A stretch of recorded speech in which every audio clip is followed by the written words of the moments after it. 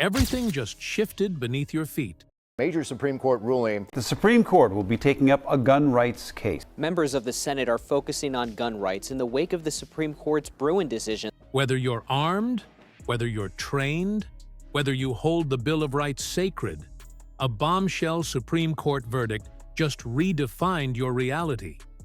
This wasn't some narrow technical adjustment. A decisive 6-3 judgment has fundamentally restructured firearm regulations across every jurisdiction in America.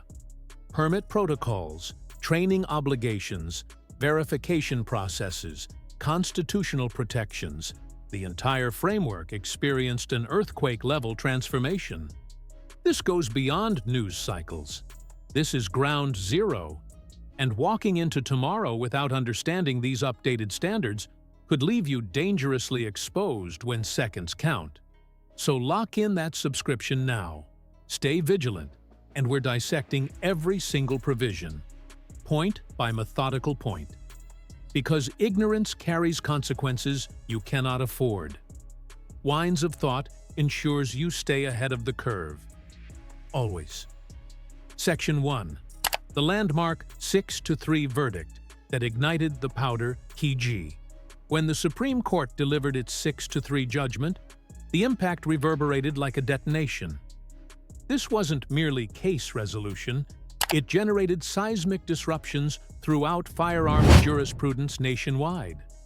The central question examined whether state governments possessed authority to impose exhaustive licensing bottlenecks and demonstrate your need prerequisites on law-abiding Americans. The justices answered with thunderous rejection. By doing so, they strengthened and broadened the Bruen framework established in 2022. This verdict now serves as bedrock for every Second Amendment battle ahead. The opinion reestablishes permit-free carry as America's constitutional baseline. Any statute demanding justification of necessity now faces existential legal jeopardy. Historical analysis became the decisive measuring stick once more. It prevents jurisdictions from smothering foundational liberties under administrative gatekeeping schemes. Through this single maneuver, the court issued a nationwide reminder: your right to bear arms isn't subordinate. It stands equal alongside speech, privacy, and every other protected freedom. Section 2. Discretionary licensing systems face extinction. Prior to Bruen, jurisdictions including California, New York, and New Jersey operated under discretionary approval frameworks for carrying permits. Even after clearing background screenings and coursework, authorities retained veto power, essentially denying applications on arbitrary grounds. This recent Supreme Court decision directly demolishes that entire methodology, proclaiming once again that subjective judgment cannot dictate fundamental constitutional protections. New York's demonstrate proper cause requirement? Invalidated. California's sheriff discretion obstacle? Legally vulnerable. Hawaii and Maryland's exclusionary architectures? Now facing coordinated legal assault.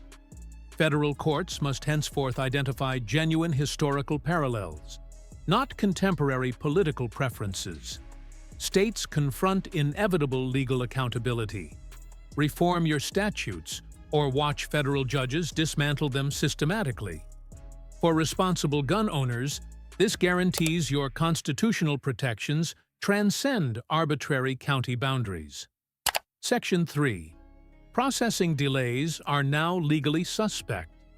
Among the most insidious tactics employed by restrictive states, intentional permit processing gridlock. Certain jurisdictions consume 3, 6, even 12 full months reviewing carry applications. That's not legitimate administration. That's calculated obstruction. This landmark ruling directly challenges such timelines by affirming carry rights as immediate and operational. You don't postpone free speech for 8 months, and self-defense shouldn't be delayed either.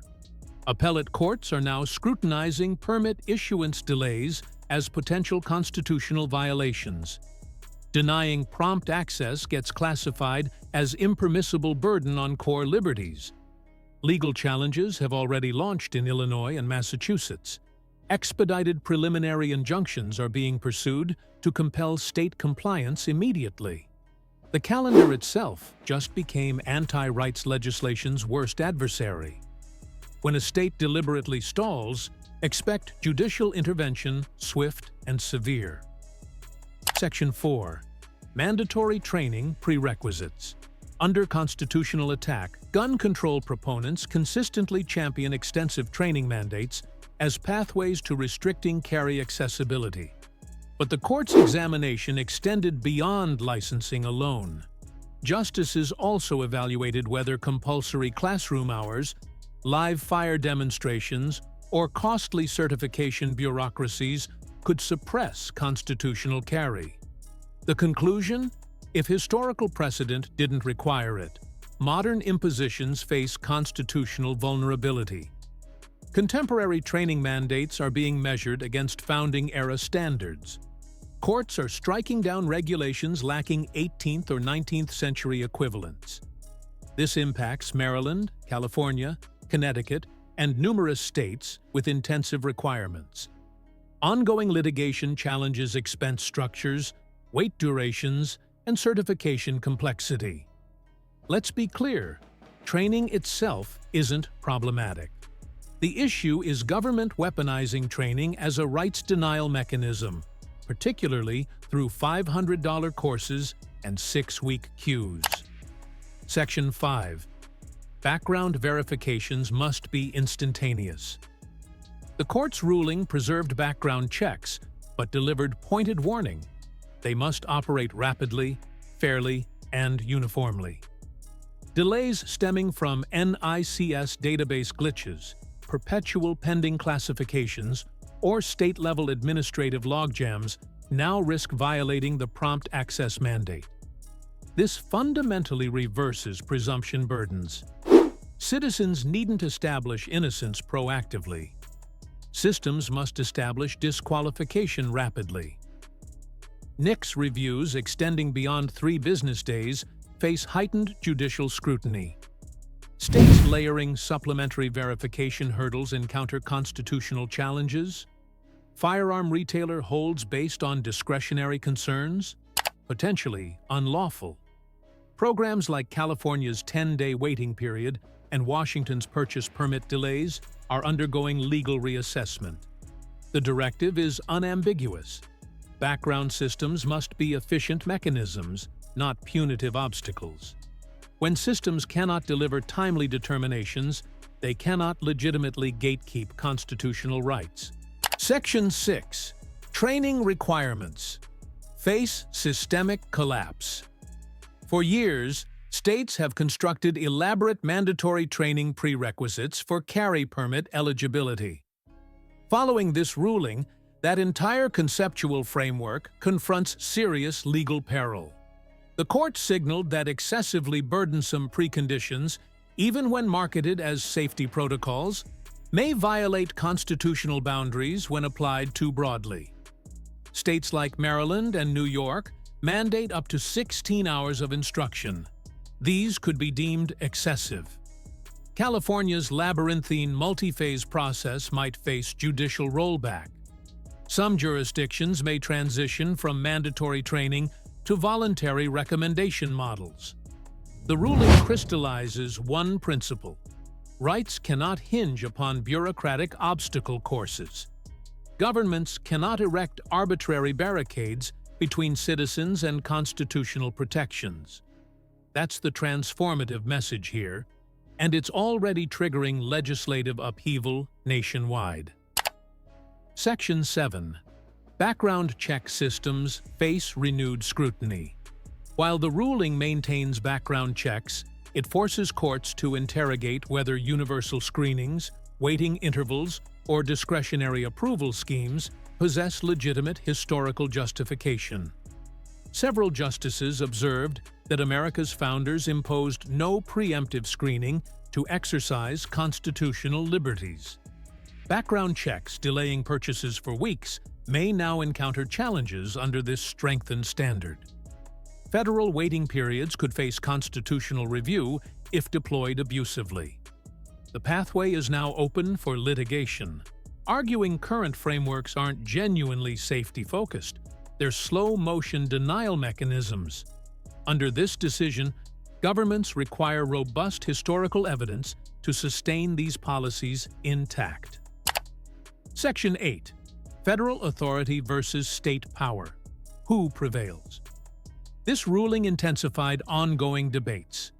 When state firearms statutes contradict Second Amendment protections, which authority prevails? The court answered definitively.